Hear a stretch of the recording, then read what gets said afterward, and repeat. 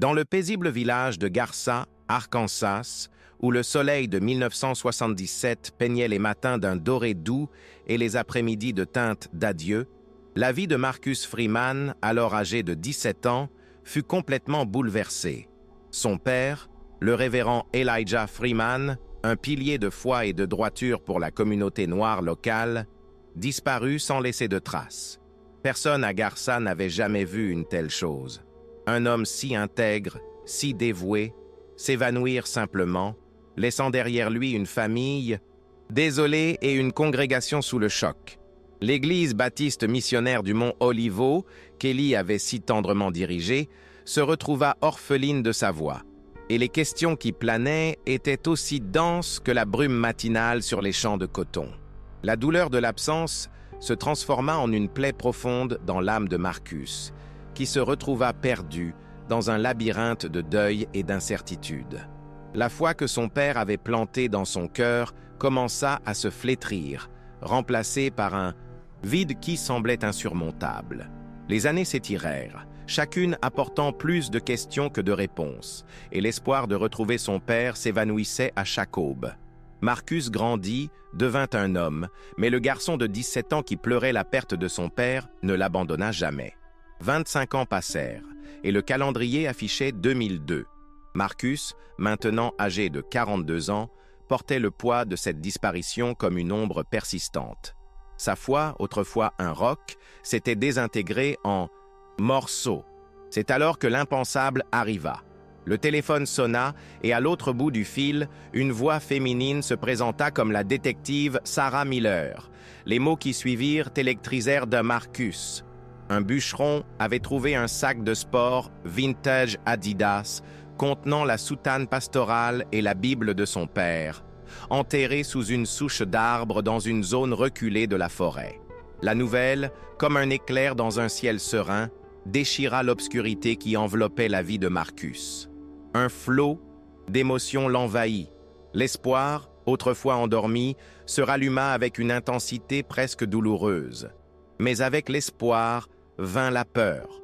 La possibilité que son père se soit suicidé ou qu'il ait abandonné sa vocation et sa famille était une pensée glaciale qui serrait son cœur. La découverte, loin d'être un pur soulagement, était un mélange de promesses et de terreur. Déterminé à nettoyer le nom de son père et à élucider le mystère de sa disparition, Marcus décida de ne pas attendre la police. Sa propre enquête commencerait immédiatement. Il avait besoin de réponses, il avait besoin de paix, et surtout, il avait besoin d'honorer la mémoire d'un homme qui, pour lui, n'aurait jamais pu tourner le dos à sa foi ou à sa famille. Ce jour-là, le 17 avril 2002, marqua le début d'un voyage qui transformerait sa vie pour toujours. Le premier arrêt de Marcus fut l'ancienne église de son père, l'église baptiste missionnaire du Mont Olivo. L'odeur du vieux bois et les échos des sermons passés emplissaient l'air, évoquant des souvenirs qu'il avait essayé d'enfouir si longtemps. Il fut accueilli par le pasteur Harold et le révérend George, deux collègues de son père qui étaient restés à l'église. Cependant, la rencontre, que Marcus espérait être réconfortante et coopérative, s'avéra étrange et évasive. Le pasteur Harold, un homme au visage austère, semblait mal à l'aise avec la présence de Marcus, détournant le regard et répondant aux questions par des monosyllabes. Le révérend George, quant à lui, tentait de forcer un air de cordialité, mais ses yeux inquiets trahissaient une nervosité latente. Les évasions concernant le passé et la disparition du révérend Elijah étaient évidentes et l'intuition de Marcus, longtemps ignorée, commença à sonner l'alarme. Il y avait quelque chose qui n'allait pas, quelque chose qu'il cachait. Tandis que la détective Miller poursuivait son enquête officielle, Marcus sentit que la vérité ne serait pas livrée facilement. Il devait creuser plus, profondément, au-delà des apparences et des demi-vérités. Ce retour à l'église avait planté une graine de méfiance, et il savait qu'il devait la suivre, peu importe où elle le mènerait.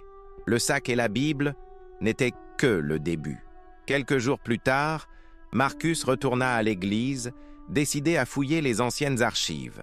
Personne n'était là, et il se permit d'explorer les pièces qui lui étaient autrefois si familières.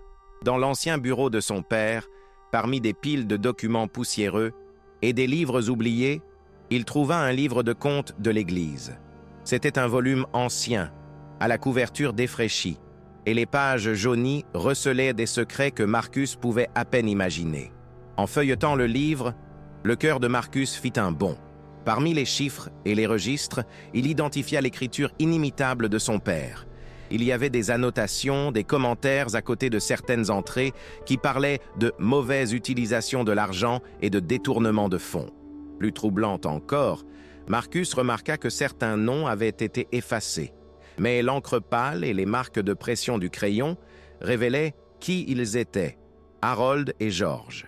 La découverte confirma les soupçons de Marcus. Son père n'avait pas abandonné l'Église, il était sur le point de dénoncer quelque chose. Ces deux hommes qui avaient esquivé ces questions avaient un motif pour leur silence. L'intuition se transforma en certitude et la colère commença à bouillonner en lui. L'image de son père, un homme de foi et de principes inébranlables, confrontant la corruption, surgit dans son esprit, apportant un nouveau poids à sa quête de justice. Alors que l'enquête de Marcus s'approfondissait, il se retrouva par hasard dans un vieux cimetière à la périphérie de Garça. Le soleil couchant projetait de longues ombres déformées sur les pierres tombales et un air de mélancolie flottait dans l'air. C'est là, parmi les tombes, qu'il aperçut un petit garçon pâle, au visage malade, assis, seul. Son nom était Robbie, et son regard triste semblait refléter la propre angoisse de Marcus. Marcus ressentit une connexion instantanée avec Robbie, une empathie qu'il n'avait pas ressentie depuis longtemps. Le garçon semblait fragile, et Marcus, poussé par une impulsion inattendue, proposa son aide. Robbie, d'une voix basse et rauque, demanda à être ramené à l'église, car c'est là qu'il rencontrait habituellement sa grand-mère.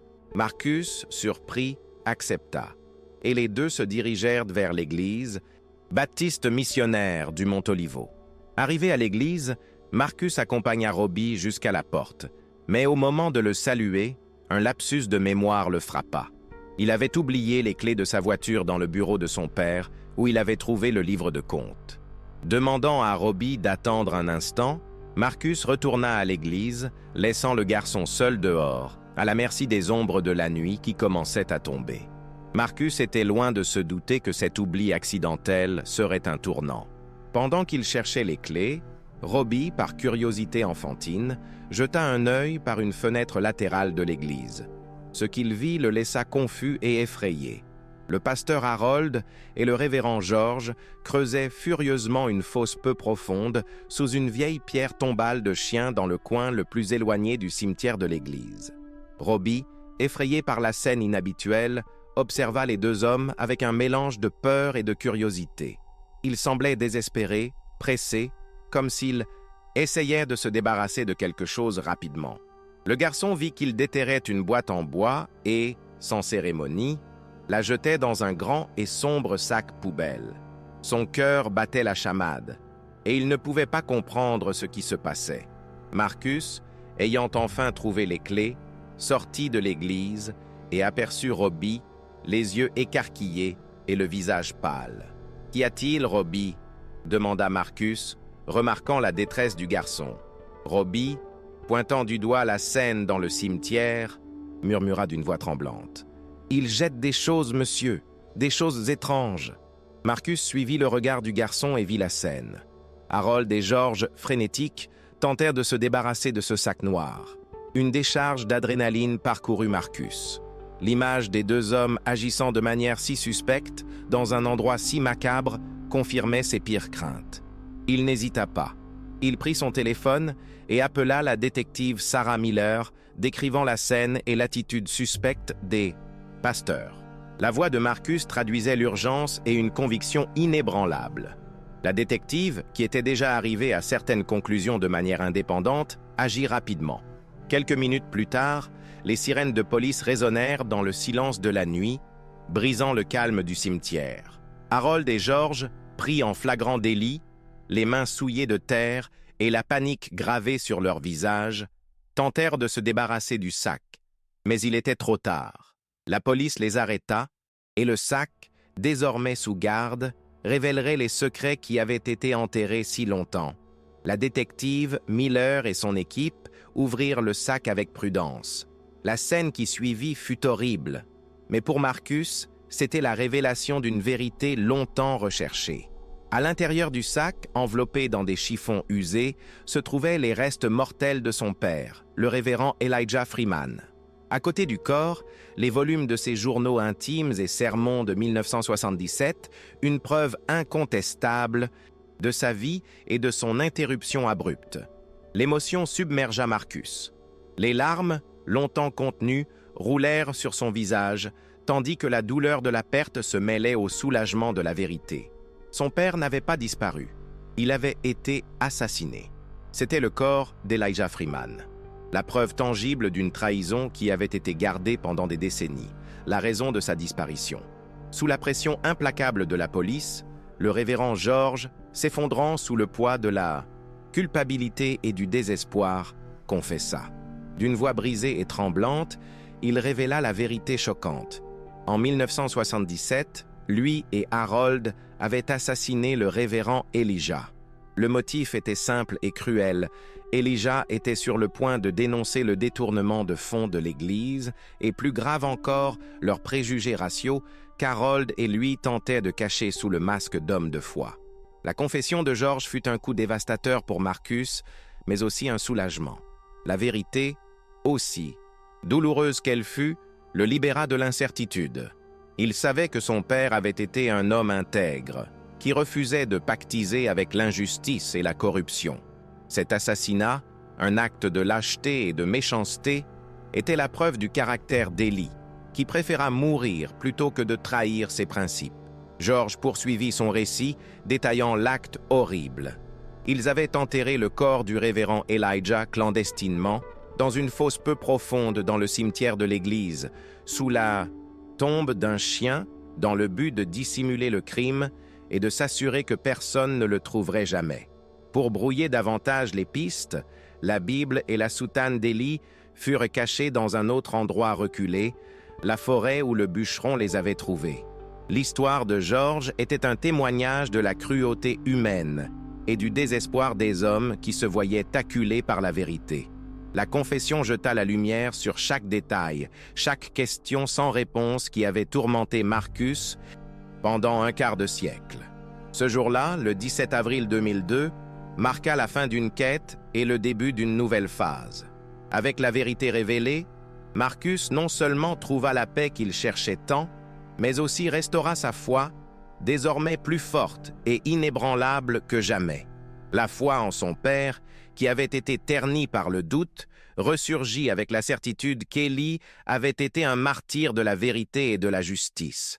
Cet homme, qu'il admirait tant, n'avait pas échoué. Il avait été victime d'une trahison. Marcus s'assura que justice soit faite. Harold et George furent formellement arrêtés et les preuves recueillies par la police ainsi que le témoignage de George étaient irréfutables. La communauté de Garza, choquée par les révélations, entama un processus de guérison et de réflexion. L'Église baptiste missionnaire du Mont Olivo devait être purifiée et la mémoire du révérend Elijah honorée. L'histoire culmina avec la promesse d'un enterrement digne pour le révérend Elijah. Son corps, qui avait été abandonné dans une fosse peu profonde, trouverait enfin le repos mérité dans un lieu de respect. Marcus, dans sa nouvelle mission, promit d'honorer l'héritage de son père. Il se proposa de prendre soin de Robbie, le garçon qui l'avait guidé vers la vérité, et d'aider la communauté de l'Église à se reconstruire, libérée de la corruption et des préjugés. Ce jour-là, la vérité et la justice triomphèrent après des décennies de tromperie. Marcus Freeman, l'homme qui avait perdu la foi et l'espoir, trouva dans son voyage la force de pardonner, de reconstruire et de diriger. Il n'était plus seulement le fils du révérend Elijah. Il était le gardien de sa mémoire, le héros de la vérité et le bâtisseur d'un avenir plus juste pour sa communauté. Le voyage de Marcus Freeman fut un témoignage de la résilience de l'esprit humain et de la capacité de la vérité à, un jour, éclater au grand jour, quelle que soit la profondeur à laquelle elle a été enfouie.